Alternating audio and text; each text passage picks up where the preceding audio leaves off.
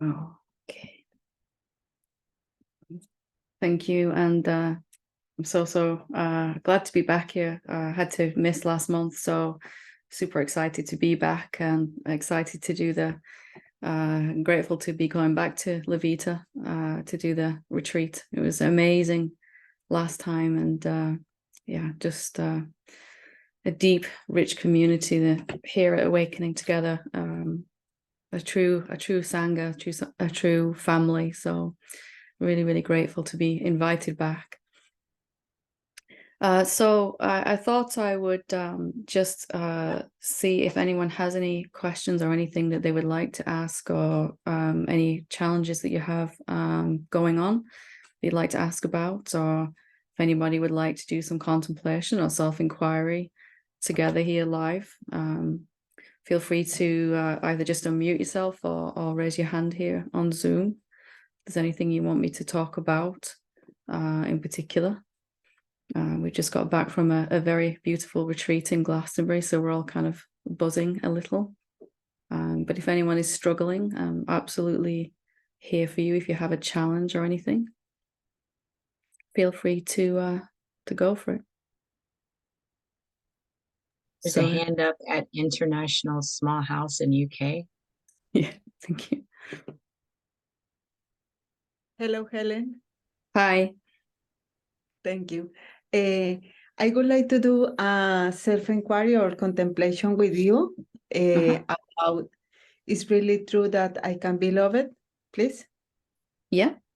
Is that the question that feels alive for you, about being loved, feeling loved? Oh.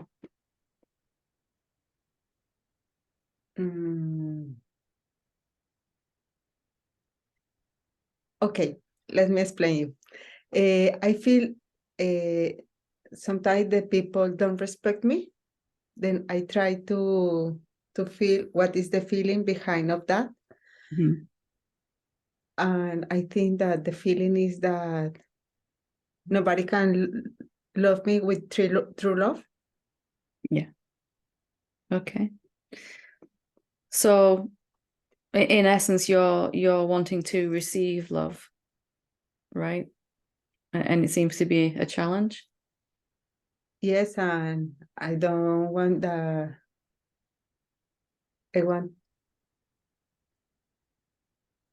yes, and also that to respect what I am doing, if they like it or don't like it, don't tell me what I need to do or things like that.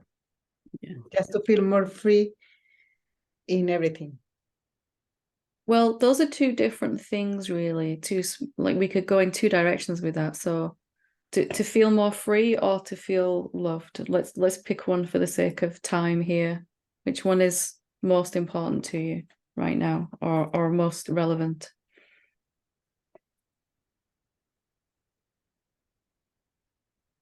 To feel loved. So let's turn that into a question. Is it really true I can't feel loved? Does that feel good? That question? No.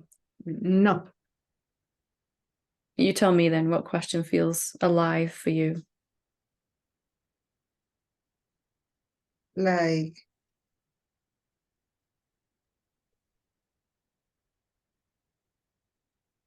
I feel that if the people can respect me as I am, maybe they want another person, but I don't want to be another person. Are you sure they want another person? I feel that maybe the expectation about me or my behavior are different than what I really am. I am.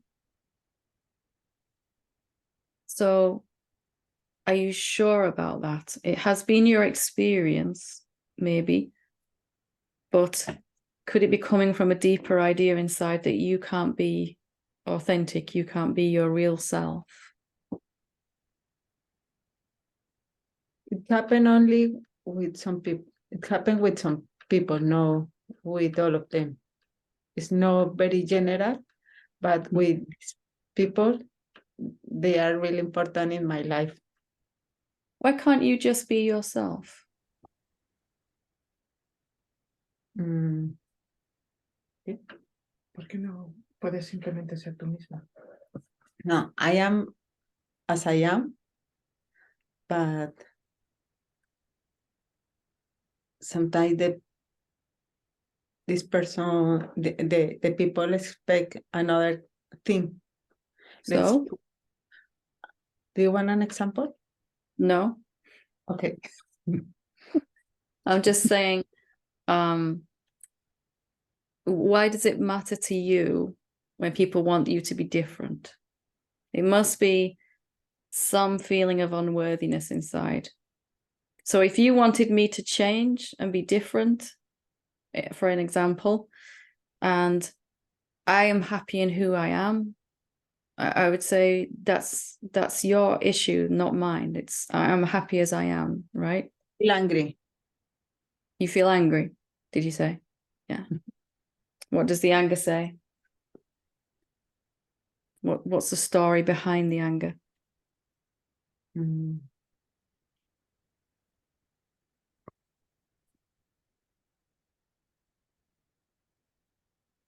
Why I need to do or to be what you want from me?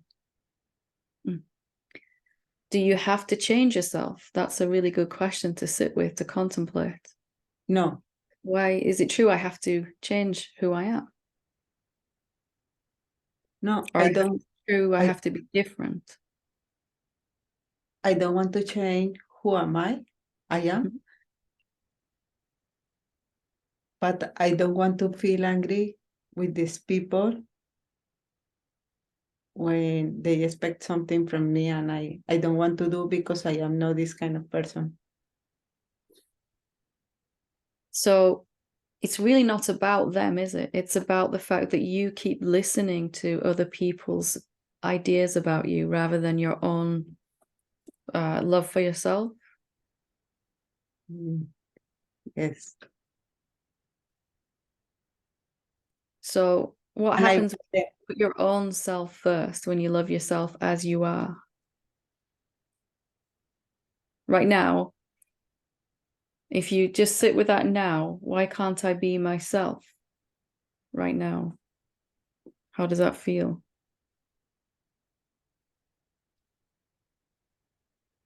Now I am being myself in this moment. And does it matter what anyone else thinks of you then?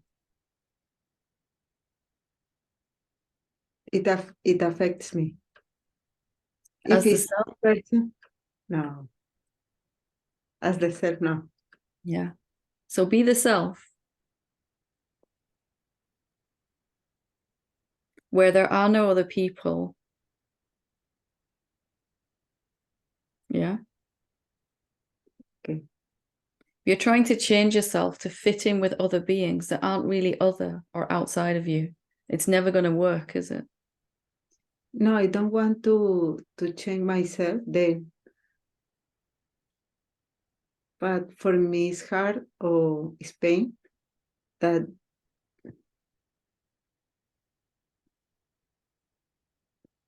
they want something from me that I can bring.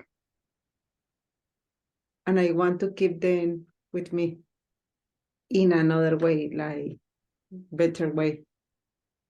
Maybe them- they accept me as I am.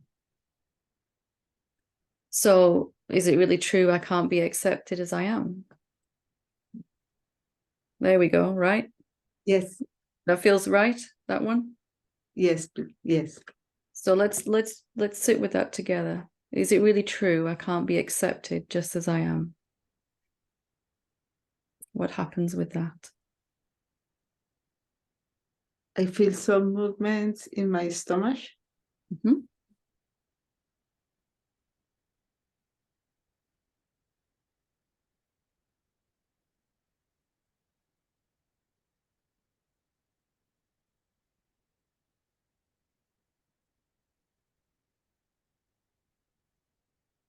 I feel a little bit tension here. Yeah. Keep asking the question just gently. Is it true I can't be accepted as I am?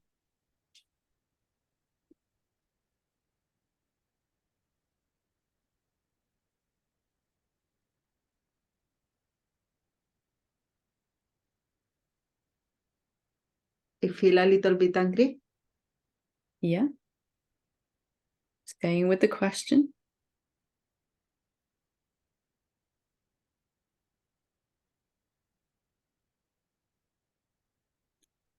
How about this question? And tell me if it doesn't feel right. Is it true I need others' acceptance? Or I need acceptance from others? I feel pressure here, Mhm. my heart.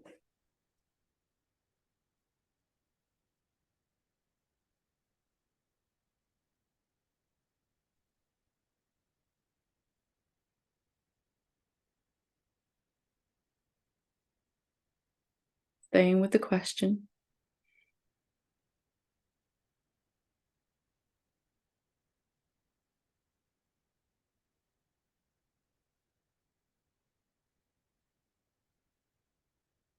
Is it true you need approval from others, from these others? Is it true you can't be accepted right now as you are?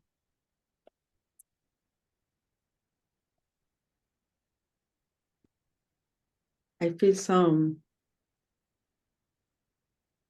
tension. Less or same as before? Less tension or? It's like for moments, it's like relaxing, going.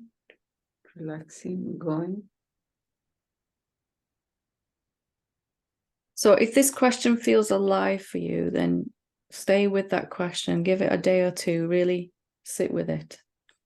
Really ask it. Not trying hard, just bringing it back into your mind every now and again. And eventually there's just going to be this peace coming from asking this question where you're realizing more and more clearly that you don't need anything from anyone else in that way. Your own approval of yourself is most important, isn't it? Yeah. If you're happy with you, it doesn't matter what anyone else thinks. You can listen to someone and say, if they say you should do this or you should change this, you go, well, I'll listen to that. I'll consider it, but it's not going to make me feel contracted inside. Thank you.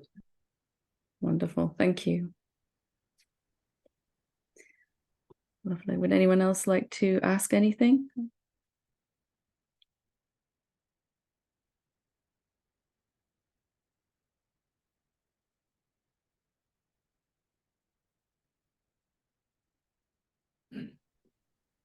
We have a question. Helen, Yeah. it's Lynn. Hi, Lynn. So it's regarding forgiveness, forgiving myself. Do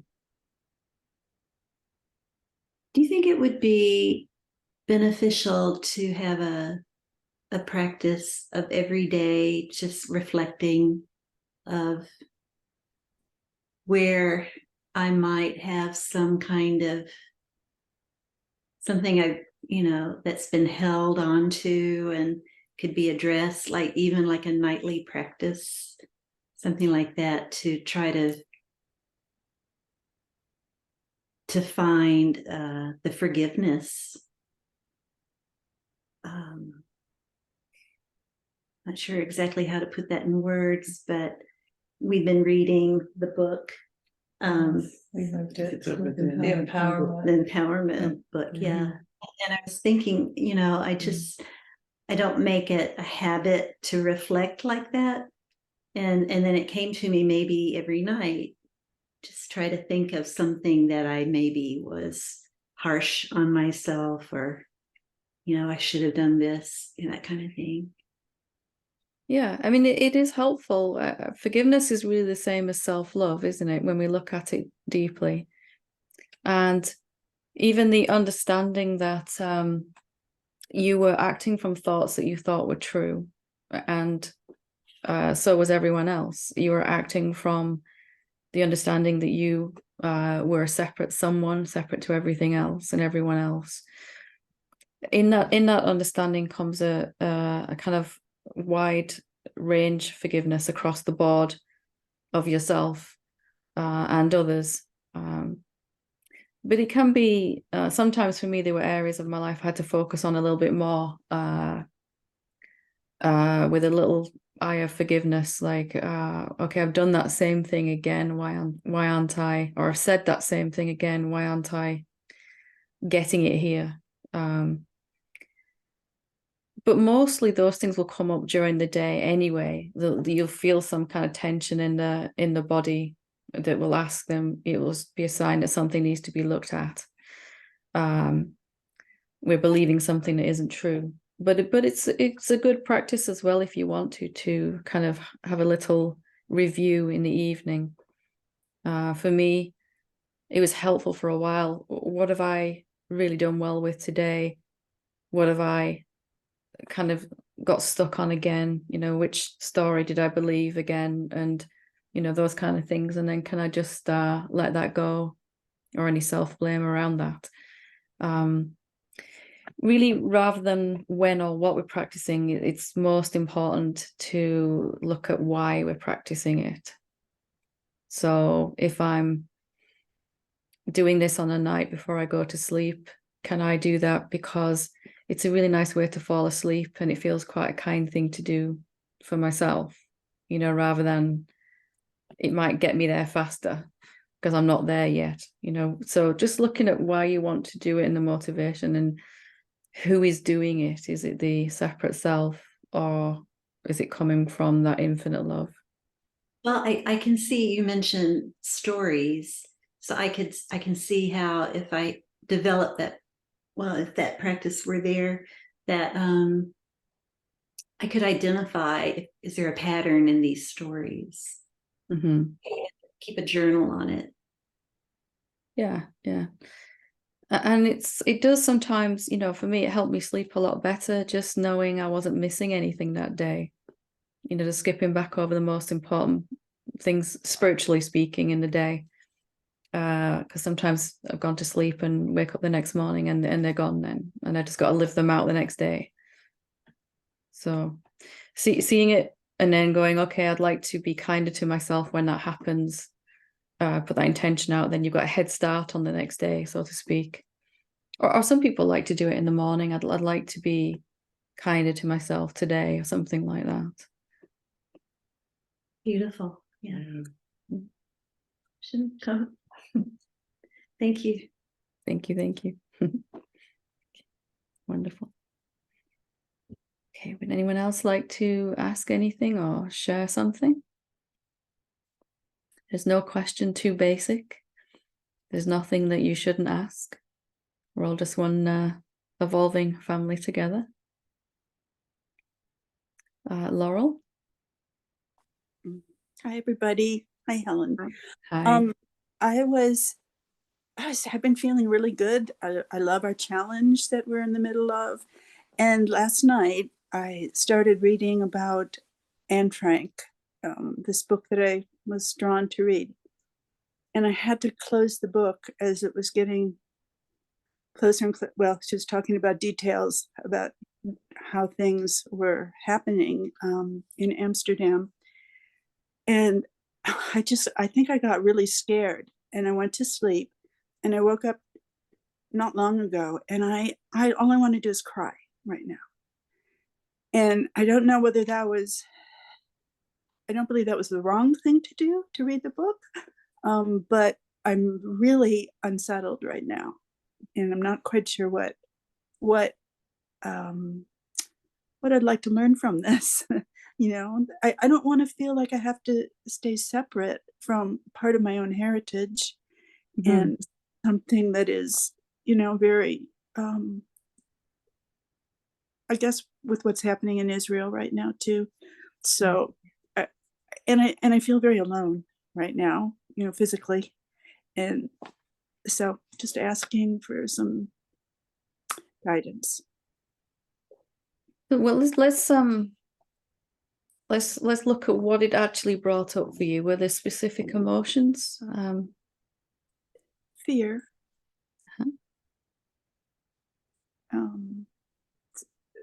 Fear, but also just such deep grief about the Holocaust. Yeah. And, understandably, reading that would stir up something inside for most of us, I should imagine, as you said, I don't feel there's necessarily anything to be gained by avoiding things like this, and especially if you feel an urge to read it, but using that as a good spiritual practice. So we could look at, obviously you said there's a little bit of fear there of lack of safety. If this could happen to this being, it could happen. Well, it is happening, around the planet. But perhaps most importantly here, anything that we experience that we do not like or want is the more our awakening has deepened, the more immediate that response is going to be within us. It's going to stir something up when we experience what we don't like or want, or even when we read about something happening that we don't want. And our role then is to really use that to define what we do want. What would we like to see? And that will immediately shift the energy in the body, because there's more life force in the body the more our awakening has deepened. And when it's focused on our experience, which is usually not pleasant, not what we want, then that gets very big very quickly, and the body gets very disturbed very quickly. A lot of emotion, a lot of thoughts, a lot of physical stuff going on. And for me, it was more and more important the deeper my awakening went to stay, not to ignore what's going on in the world, of course, but to look at it and say, okay, what do I want then? That's showing me what I don't want. Can I flip that over and see what I do want? And then the only control you have is where your focus is now. And that's going to become more and more important to keep up with what you want to see coming into the world, what change you'd like to see happening. And your body's telling you, isn't it? It's kind of shouting at you, you're way off track here with what you want. When you can see it responds almost immediately when you put your focus back on what you do want. Or even just to start to begin to think about that. So what do you want then? Can you give me some? All you needed to do was say, change the focus to what you wanted. My whole body just relaxed. Like, oh, and that's a choice here. And your body is a meter to tell you. It's telling you all the time, real-time feedback, what you're focused on. And to a certain extent, we go back into, well, I must have some story playing here, but it's not necessarily that. It's sometimes it's just very, very simple. At the end of the awakening processes, it's really deepening. It's really only, am I looking at what I want or what I don't want? And it's okay. My body's telling you immediately. If I'm really looking at what I want and it feels so good, and then I watch the news on the TV and something happens and my body just like, so just shifting that back again, and again, not ignoring what's going on in the world at all. We do what we can there. But perhaps the best thing we can do now is to get really clear on what we'd like to see. What do we want in the world then? Because there are enough beings that are focused on what we don't want. It's already the majority of humanity like that, isn't it?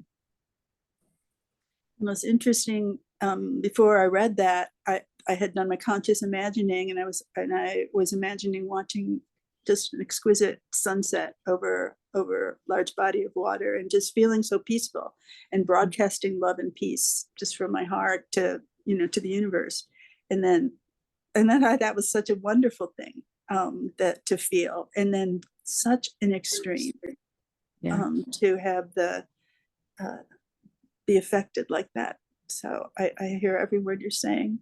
Thank you. Because as you're feeling what you want, you're drawing more life force through the body, and it's going to be moving faster. So there's more of it, and it's moving faster.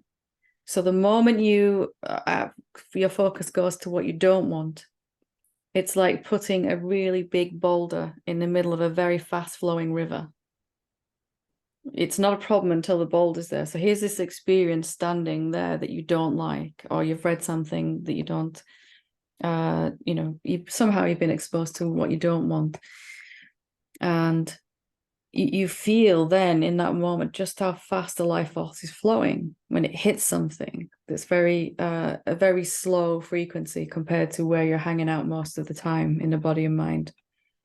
You can kind of really feel that immediacy of that resistance to the flow. And that should be when you feel that, it can be a real indication of there's something that I really want here that I'm not fully acknowledging or not believing I can have. And of course, it would be easy to look at what's going on in the world and say, well, I obviously can't have world peace because what can I do? I'm just one being, and there's so many beings doing things we wouldn't like, and we've been trying to have world peace for so long. But if you want that as the infinite self, the consciousness, that feels extraordinarily different in the body. Can you feel it? Yeah, very expansive. And it has to begin to come into being. It has to.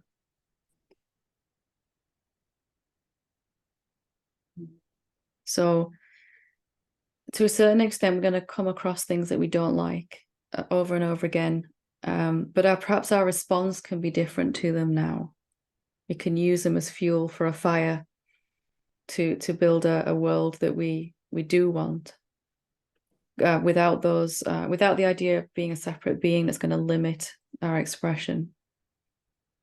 Something quite powerful can happen there. Thank you. Thank you. Good to see you.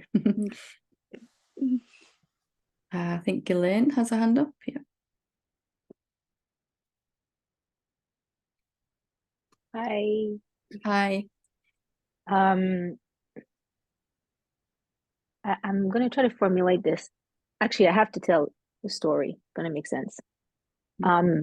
Earlier, we were feeding squirrels, my roommate and I.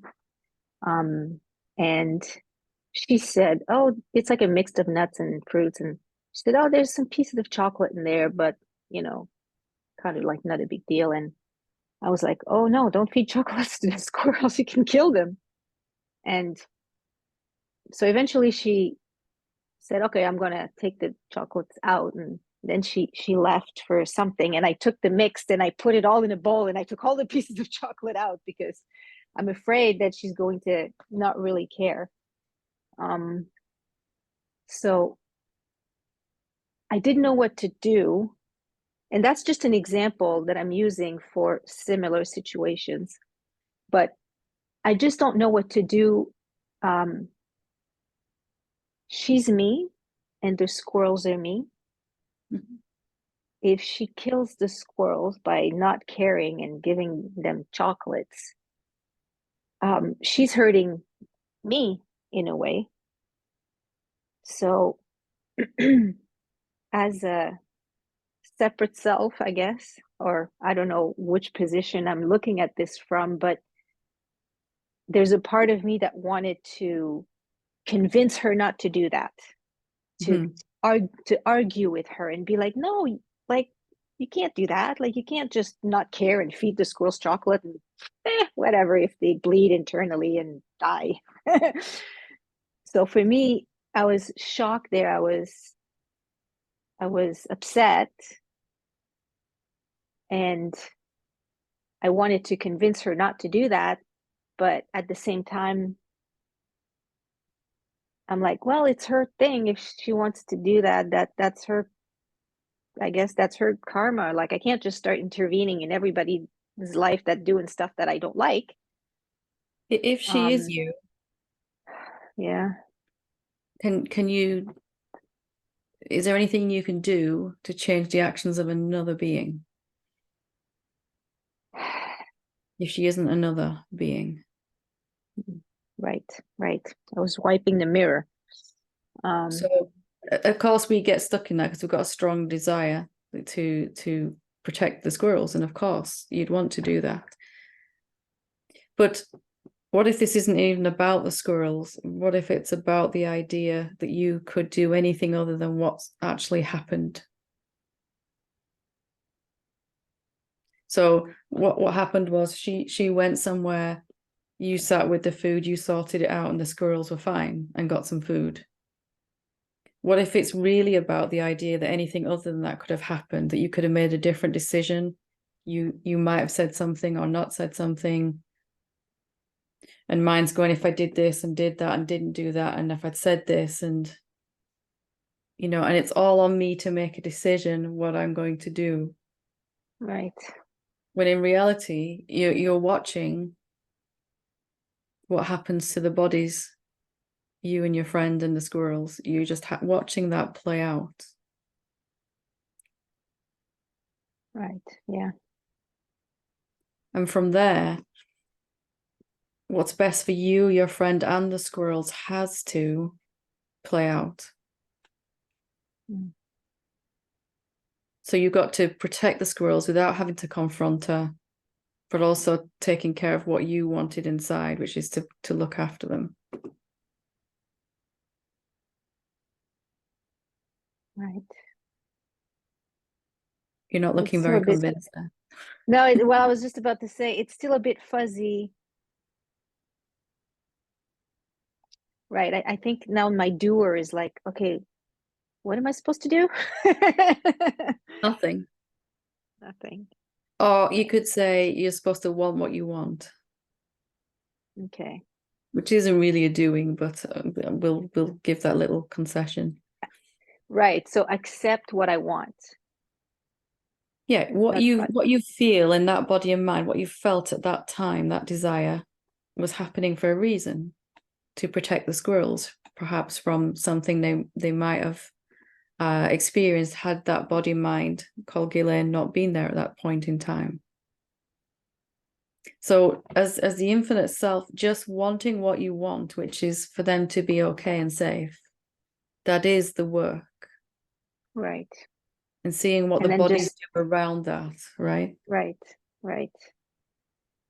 Yeah. Desire and intention are like the magic wand that makes the thing manifest. Right. When you're not holding yourself as separate to the squirrels or your friend, something amazing can happen. Right. Yes. I was definitely holding myself separate. Yeah. Are you So sure? I thought I have to do something. Are you sure? Or was it just an old echo of being a doer? Well, I think it was a bit of both. I felt one with the squirrels, but separate from her. Yeah, maybe a little, yeah. Squirrels are sometimes easier to like than human beings. Yes, anything is easier to love than a human being, even a spider. Yeah, I'll debate with you on that one. Yeah. Or Baby Yoda. Okay, we're not going there, but we're moving on. Yeah. So there was that, just, and the feeling that I had to do something. Yeah. Yeah. So just noticing that's what this is really about. And that wherever you have a strong desire, of course you care about the animals, that's what you care about. So wherever you have a strong desire, it'd be just life showing you, okay, here's where I still want to do something as a separate being towards this. And life showing me I can switch over to a more effortless way, wanting what I want and not holding myself separate in my imagination from anything, to not disempowering myself from having this happen. Right. Yes. Okay. Yeah, I get it. it always comes back to seeing yourself clearly, right? Even if we think it's about squirrels. Yes, exactly. Thank you. I think someone at Valerie's house has their hand up. Hi, Helen, Celia. Hi, Celia. Helen, when you were talking to Laurel, you mentioned life force flowing. Mhm. Can you say something more about life force and how it flows, please? With reference to anything in particular or just generally? I was wondering what it was, because awareness doesn't flow, it's still.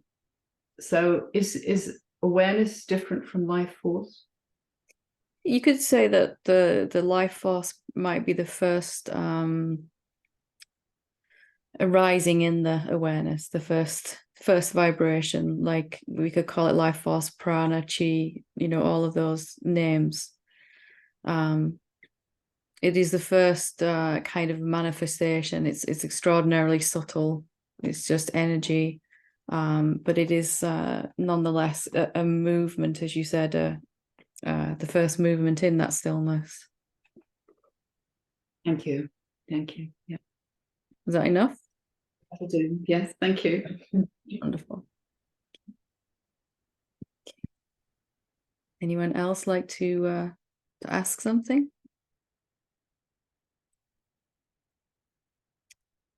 The small house.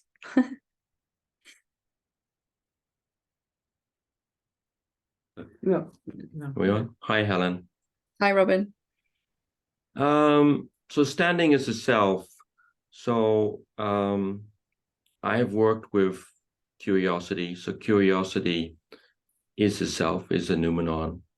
I'm just a little bit curious about what other qualities, aspects would also help one to stand as a self. So would gratitude or appreciation be something else which would be identified as a self, as a noumenon? What other, I don't know what other word to use, aspects, qualities? Yeah. Which other ways will it show itself? That was useful for me, looking at it like that. Appreciation is a form of love. It's another word for love, isn't it? If I appreciate you, I'm not trying to change you. Or if I'm in appreciation of a beautiful sunset, it's just a deep acceptance of what is there. I'm not in any resistance there. So appreciation, you could also use the word love in that. Also joy, beauty, recognition of beauty. That's a sure sign that the recognition of who we are is deepening. You start to see beauty in more and more areas in your life. There are others as well, but if one of those is kind of appreciation, gratitude, it's all coming from, even if it's a separate self, that separate self is really starting to trust life more and to find more freed up life force energy to feel grateful rather than angry or scared or whatever's going on there. So acceptance would be another, you put that as a form of love also? Yeah, it's again, acceptance is a synonym for love, really. Total acceptance of you is the highest way to love you. To not look at you and say you should be different than you are. Something like that. That's acceptance. Yes, I was talking with the other members of my small house tonight. We're having a little discussion about if, so I was sort of putting forward the idea that if one was curious or expressing appreciation, then abundance or good health or whatever would just flow into your life automatically because you're taking a stand there, that one wouldn't necessarily have to, for example, create a list of, okay, this is what I really want. I really want to have this house in my life or this car or whatever. So there seem to be these two different approaches. One, you make a list of what I want, very specific. Let's say you're looking for a partner, so you make a very specific list of what I would like in a partner. And the other way would be you just remain as a self, you remain in a state of beauty or acceptance or self-love, and that would possibly flow into your life spontaneously. I'm interested whether you could elucidate or how do you feel about these two approaches, and anything further you could advise? They're both effective, but they really are the same thing. As I hang out as the self, the infinite self, more and more, I'm going to have access to more life force energy, like we were saying, and that's going to bring a resurgence of my desires. And as I get more in touch with my desires, I'm going to also get more in touch with where my resistance is to letting those things come into my life. So it then gives us a deeper opportunity then to rest as a self when I see some resistance and let that go. So it's really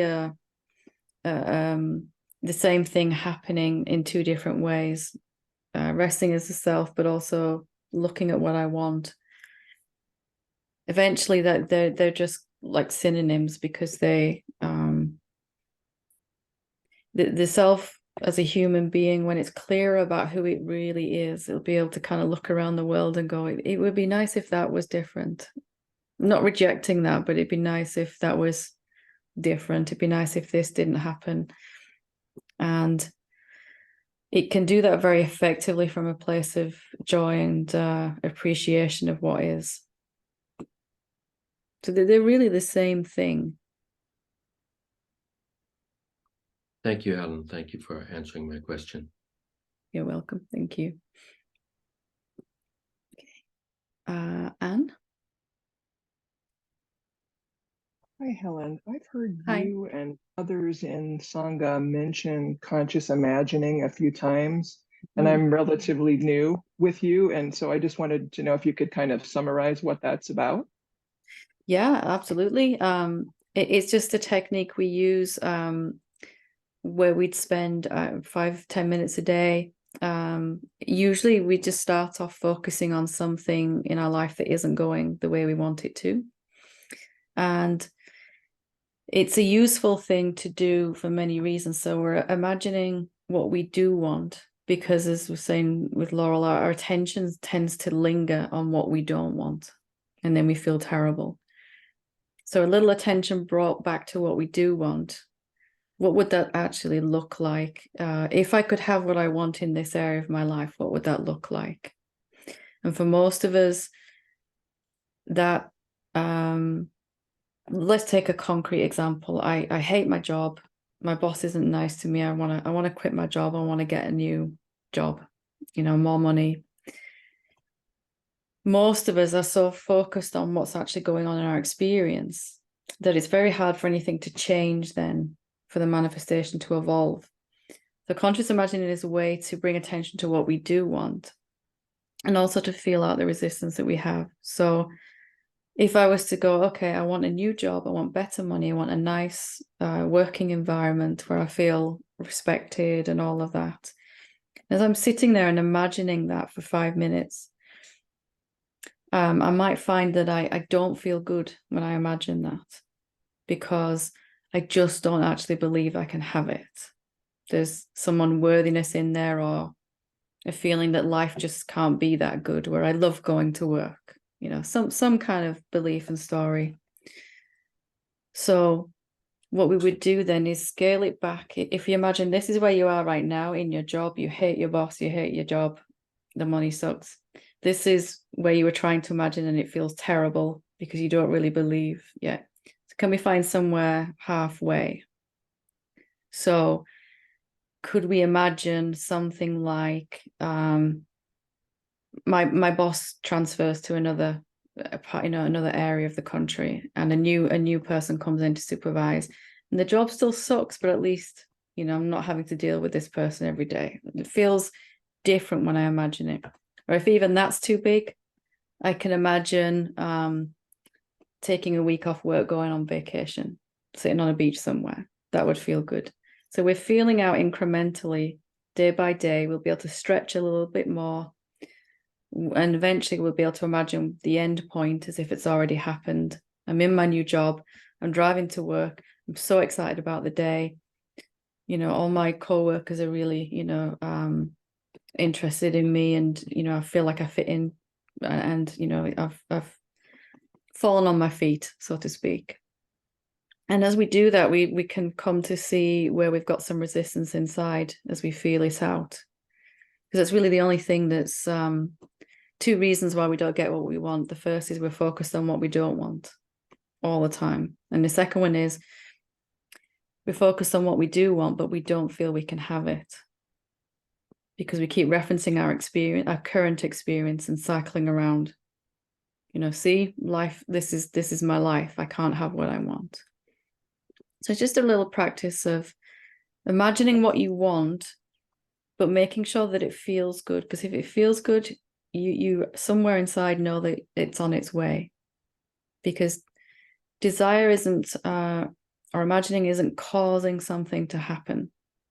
The imagining is the thought form of something that's coalescing, condensing down into a physical manifestation also. So we're just working with that process consciously of where the manifestation wants to go. We want it because it's already in the process of manifestation.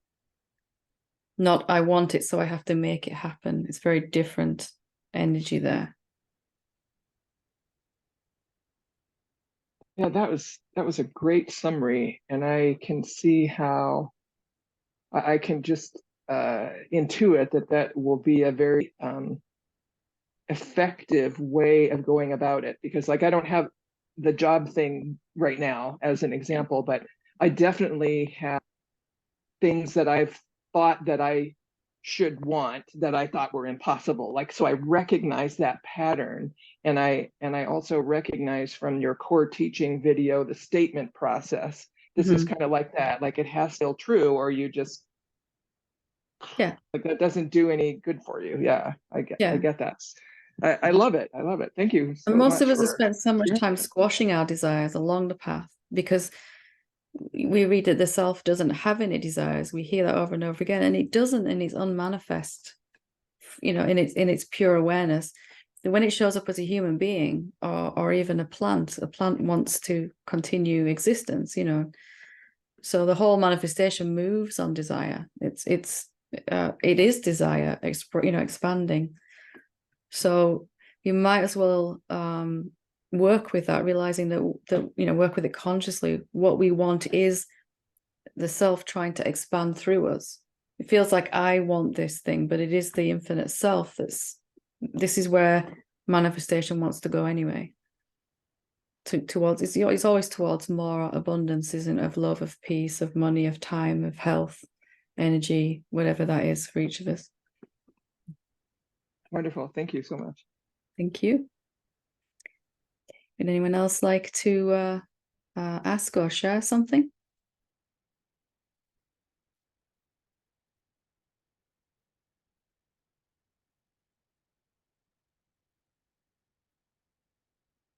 You could, we have about 10 minutes left. We could do a nice little meditation. That might be nice. Yeah. Okay. So let's just take 5 minutes just to sit and be here. And I know we are here physically, but let's bring our attention into this moment.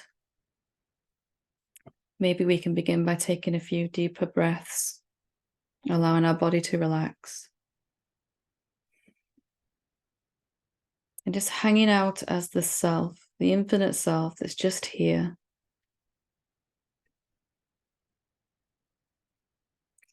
And it doesn't have a to-do list. Doesn't have an agenda. It's just watching what unfolds in this moment, whatever that may be.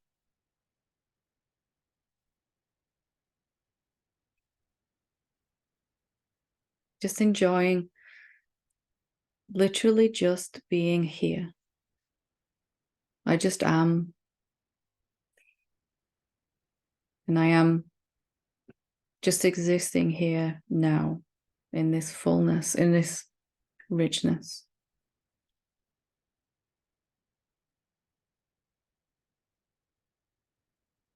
Knowing that whatever needs to move and change in the manifestation is going to be able to move and change so much more easily in this isness that I am, that you are, that we are.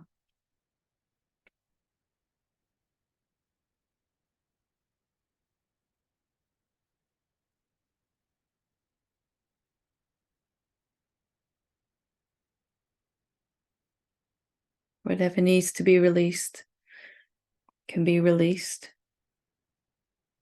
Whatever needs to move can move.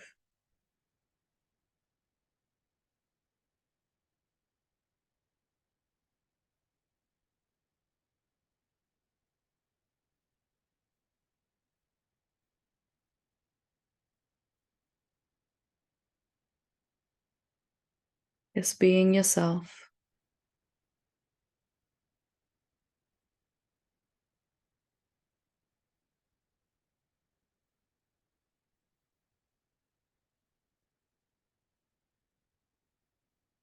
Whatever that looks like for you right now.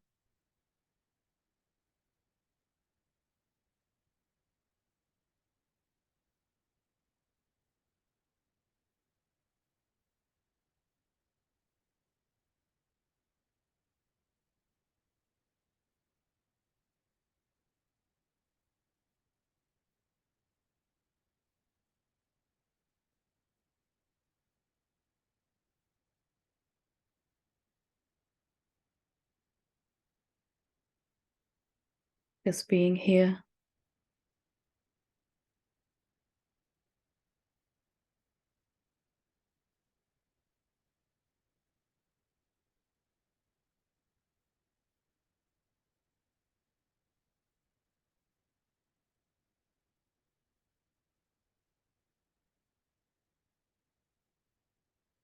There's no need to try to change anything.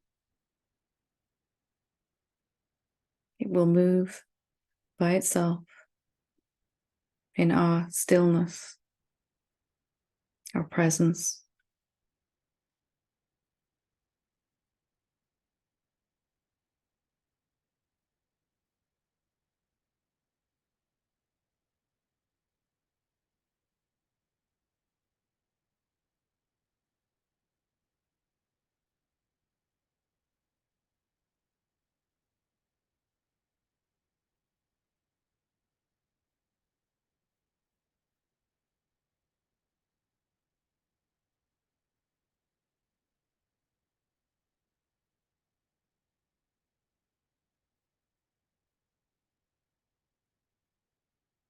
Not even trying to be peaceful. Not even trying to be still. Those will happen by themselves.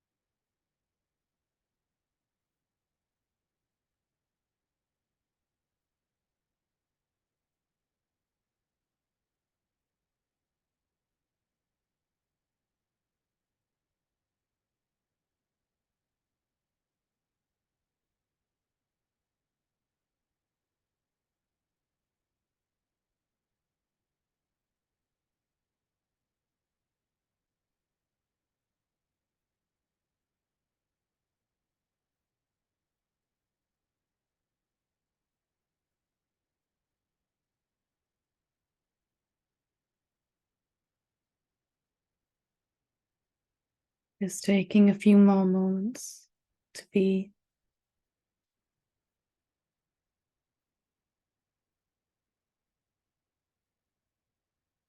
Not trying to do.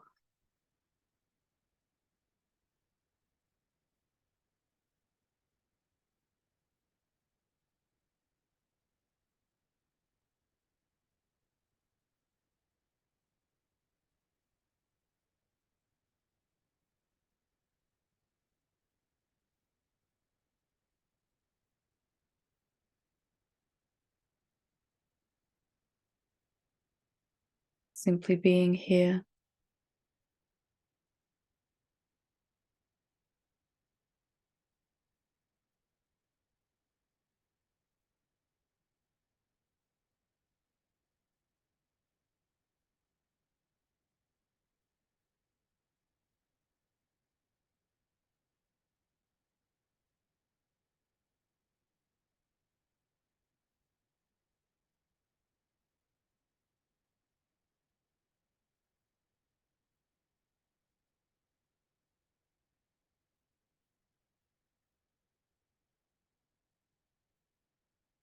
And then whenever you're ready, if you want to open your eyes, move around, and then noticing that even when our eyes open and our body begins to move again, we can remain just here, just being.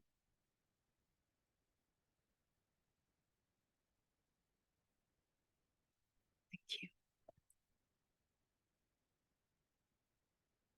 I will hand the mic back to you, Sina. Thank you so much.